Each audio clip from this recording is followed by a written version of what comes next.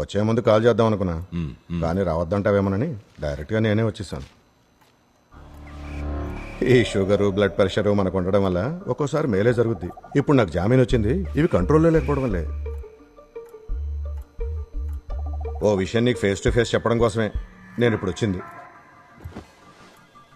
నువ్వేదో ప్రక్షాళన అంటున్నావని విన్నాను, మంచి డెసిషన్. కానీ నా ఎమ్మెల్యేలో ఒక్కని టచ్ చేసినా వేరేగా ఉంటుంది చంద్రం. అవసరాన్ని బట్టి పార్టీలు రంగులు మార్చే తత్వం నీకు లేదు, కానీ నాకుంది. అది నువ్వు గుర్తుంచుకుంటే మంచిది. వితౌట్ షుగర్ టీ తాగుతావా? కాఫీ తెప్పించనా? వద్దు. నువ్వు కూడా గవర్నర్ చెప్పిందే చెప్పి మంత్రిగా ప్రమాణ స్వీకారం చేశావు, అవునా? ఆ ప్రమాణంలో ఎక్కడైనా 5 సంవత్సరాలు మంత్రిగా ఉంటానోనుందా? లేదు. నేను అలాంటి ప్రమాణం చేయలేదు. అందుకని నువ్వు వెళ్ళి ఎమ్మెల్యేని తాకట్టు పెట్టుకుంటావో అమ్ముకుంటావో నీకు నచ్చింది చేసుకో. నీలాంటి వాళ్ళకి మంచి డిమాండ్ ఉంటుంది, ప్రత్యేకించి సంకీర్ణ ప్రభుత్వ ఏర్పాట్లో. కరెక్ట్గా అన్నావు సత్యనారాయణ. నీకున్నంత టాలెంట్ నాకు లేదు. ఏ ఎండకా గొడుగు పట్టడం, ఊసరవిల్లేలా రంగులు మార్చడం నా వల్ల కాదు. అలా ఫీల్ అయిన రోజున నా రాజకీయ జీవితానికి సమాధి కడతాను. కారణం, ఈ అర్హతలన్నీ నాకు అప్పితే ఇక నీకు నాకు తేడా ఉంటుంది చెప్పు. పోతే 10:30కి నాకు ప్రోగ్రాం ఉంది. నువ్వు వెళ్లే ముందు టీ తాగి వెళ్ళు.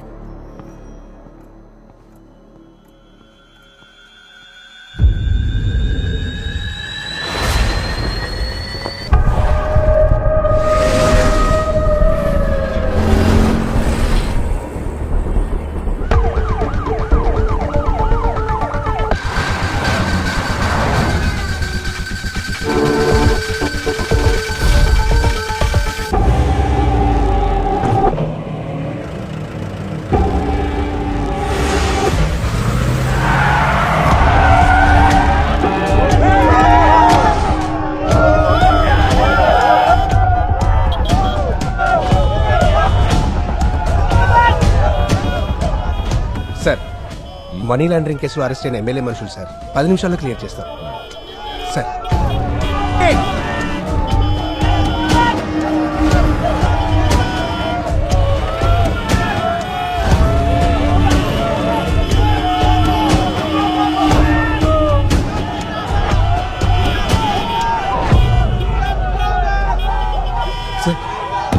బ్లాక్ క్లియర్ అయ్యి వచ్చేసేయండి.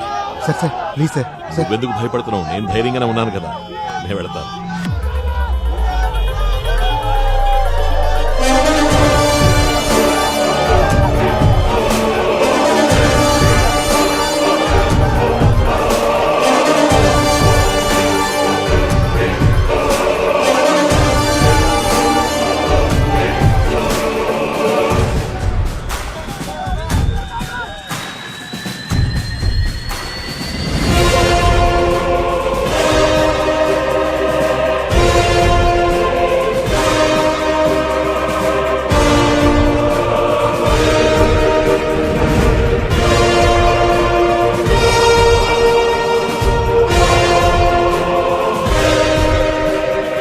ఎక్కడికి వెళ్ళాలి?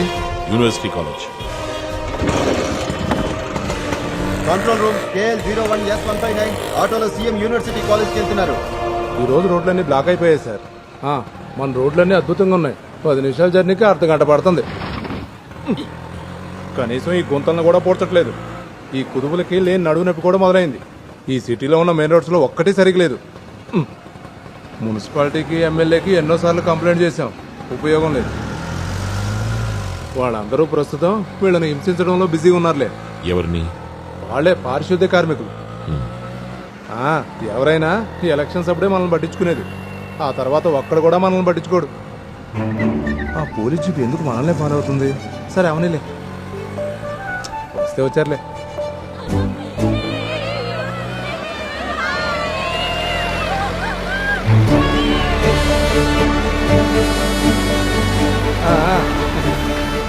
సార్, ఇంకో విషయం, ఈ మధ్య ఓ సీరియల్ యాక్టింగ్ చేశాను.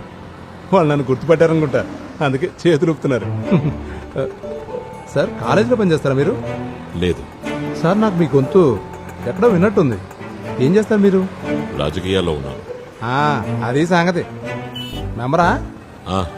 ఏ పంచాయతీ? వరంగల్, కల్లూరు. మన ముఖ్యమంత్రి ఊరు. సూపరు.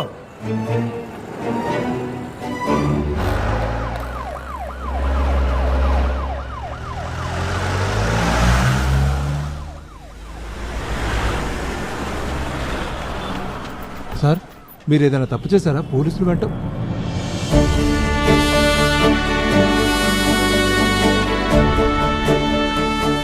నీ పేరేంటి? బాను సార్. ఎంతైంది?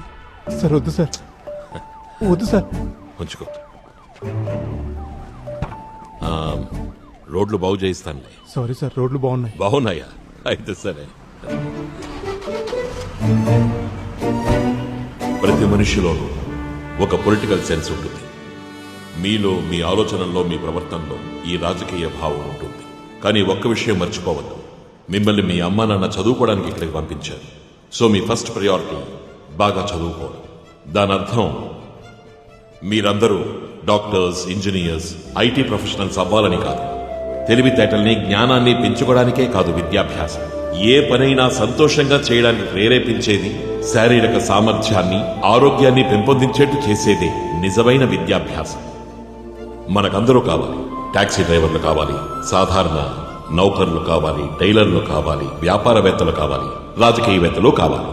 అందరూ ఉంటేనే అది ఒక సమాజం అవుతుంది, దేశం అభివృద్ధి చెందుతుంది. డిగ్నిటీ ఆఫ్ లేబర్ అని వినుంటారు. ఒక్కో జాబ్కి ఒక్కో డిగ్నిటీ ఉంది. ఏం చేసినా దానికి ఒక గౌరవప్రదమైన స్థానం సార్, ఉంది. మీరు నాకు హెయిర్ కట్ చేస్తారా? ఎవరది? ఎవరు అది? ఎవరు? ముందుకు రండి. కమాన్, ఎవరది? ఎవరది కూర్చుంది? I'm extremely sorry sir. ఆ అడిగిన కుర్రాడు ముందుకు రావాలి. నువ్వెవరో తెలుసుకోవడం నాకు పెద్ద పని అనుకోవద్దు.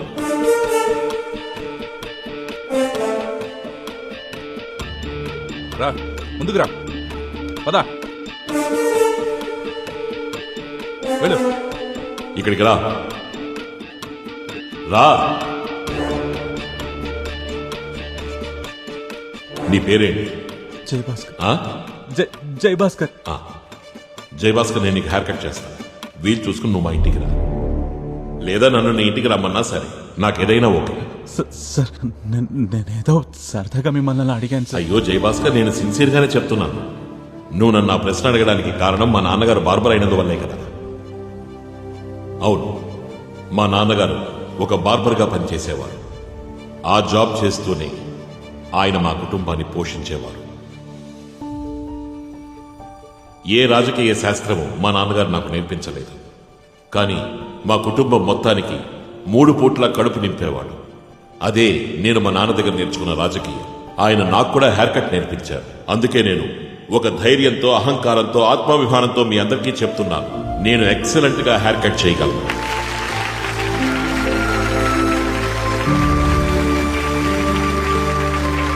సంతోషంగా జీవితాన్ని గడిపిన మా నాన్న నాకు ఇంకోటి నేర్పించారు. దారిద్ర్యంలోనూ సంతోషంగా ఎలా జీవించాలి. సంతోషానికి ధనం అనే పదానికి ఏ విధమైన సంబంధమూ లేదు. పైకి రా. రా.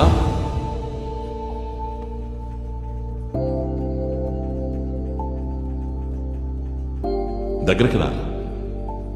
మీ నాన్న ఏం చేస్తుంటారు? ట్రావెల్ ఏజెన్సీ రన్ చేస్తారు సార్. ఆ రోజుల్లో బ్రూస్లీ కటింగ్లు, స్టెప్ కటింగ్లు చాలా ఫ్యాషన్గా ఉండేవి. నాన్నకు అవేవీ తెలియదు. సాధారణ కటింగ్, కాకపోతే అది చాలా బాగా చేస్తారు. సొంతంగా ఒక బార్బర్ షాప్ ఉండేది. ఇళ్లకి వెళ్ళి చేస్తూ ఉంటారు. నీకు జుట్టు బాగా పెరిగిపోయింది, ఇంకా ఆలస్యం చెయ్యద్దు, హెయిర్ కట్ చేసేద్దాం.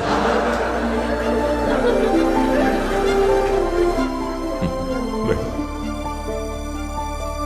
రాజకీయం నుంచి నేను విరమించుకోవాల్సి వస్తే జీవించేందుకు నాకు వృత్తి ఉంది. ఏ కాలేజీకి వెళ్లకుండానే, ఏ విద్యాభ్యాస యోగ్యతా సర్టిఫికెటు లేకుండా నాకు మా నాన్న నేర్పిన వృత్తి. అందువల్ల తలెత్తుకు నేను ఈ సొసైటీలో జీవించగలను. ఇంకా టైం వేస్ట్ చేయకుండా ఈ కాలేజీలో వార్షికోత్సవ సంబరాలు మొదలు పెడుతున్నట్టుగా మీ అందరి ముందు నేను ప్రకటిస్తున్నాను.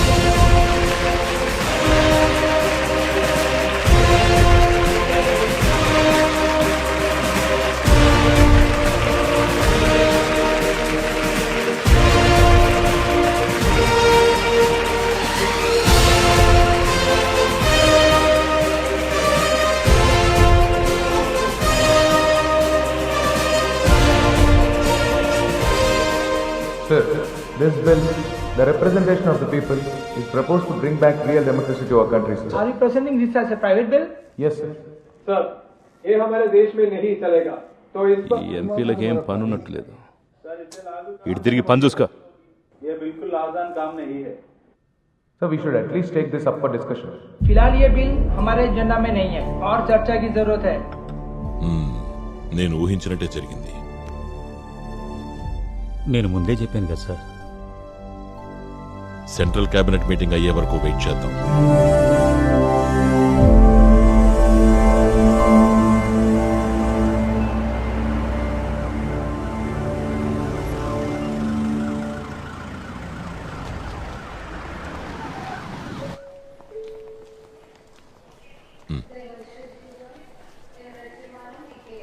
నమస్కారం. చంద్రం వచ్చేసాడు.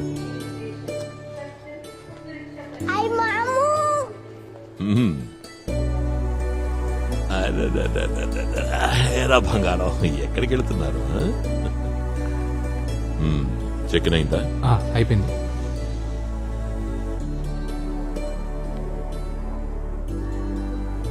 ఇన్నాళ్ళు నువ్వు నాకు దగ్గరలోనే ఉన్నావని హ్యాపీగా ఉన్నాను. కానీ ఇప్పుడు నువ్వు నన్ను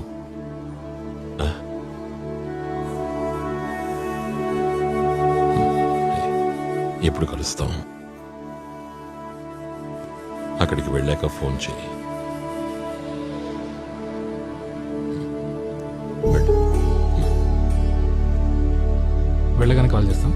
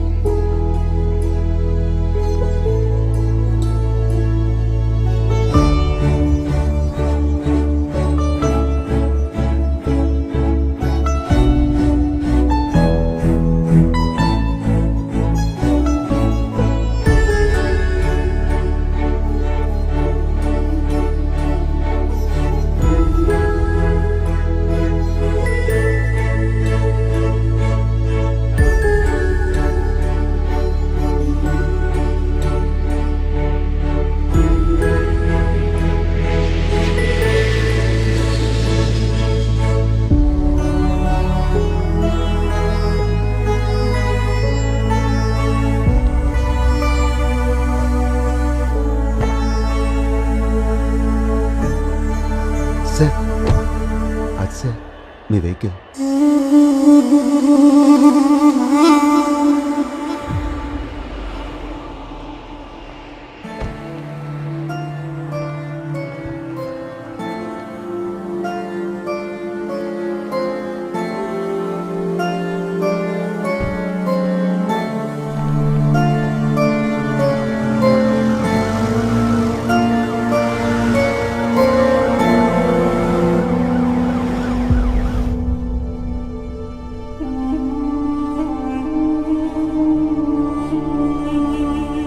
చంద్రం, జీవించున్నంత కాలం నేను నాన్నకి ఏమీ చేయలేదు. నాన్నకే కాదు, అమ్మకి అంతే. ఇప్పుడు వాళ్ళిద్దరూ లేనప్పుడు వాళ్ళ గురించి బాధపడడం గాని ప్రార్థించడం గాని వాళ్ళకి చెయ్యని వాటికి పరిహారం కాదు.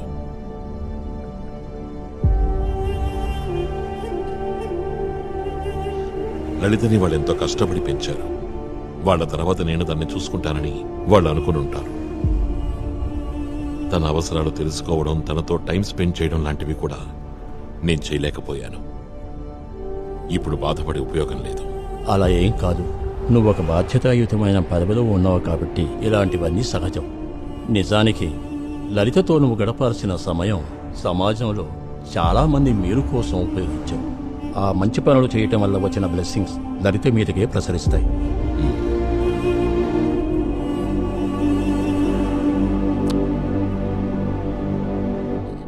ప్రేమ, పార్కింగ్ ఫుల్. వచ్చే కాస్త వీధికి డైవర్ట్ చేయి శ్వేత.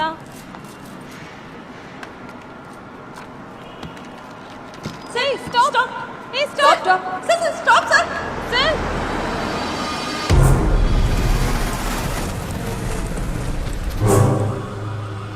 సార్ సార్ సార్ ఇక్కడ పార్కింగ్ లేదు సార్, ఇది రిజర్వ్స్ లాట్ సార్ సార్. అయ్యో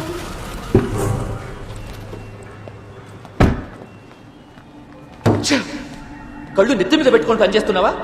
నేను చెప్పాను కదా సార్ ఇది రిజర్వ్డ్ అని, మీరే ఫోన్లో ఉన్నారు సార్. చాలు చాలు, ఓవర్ స్మార్ట్ యాక్ట్ చేయదు. ఓకే, మీరు కేర్లెస్గా డ్రైవ్ చేస్తే దానికి నేనేం చేయాలి సార్? నీ 6 నెలల శాలరీ ఇచ్చినా సరిపోద్ది లైట్ ఫిక్స్ చేయడానికి. అసలు నీకు ఇదేం కారో తెలుసా? ఇదేం కారో నాకు తెలుసు, కానీ నువ్వెవరో నాకు తెలియదు.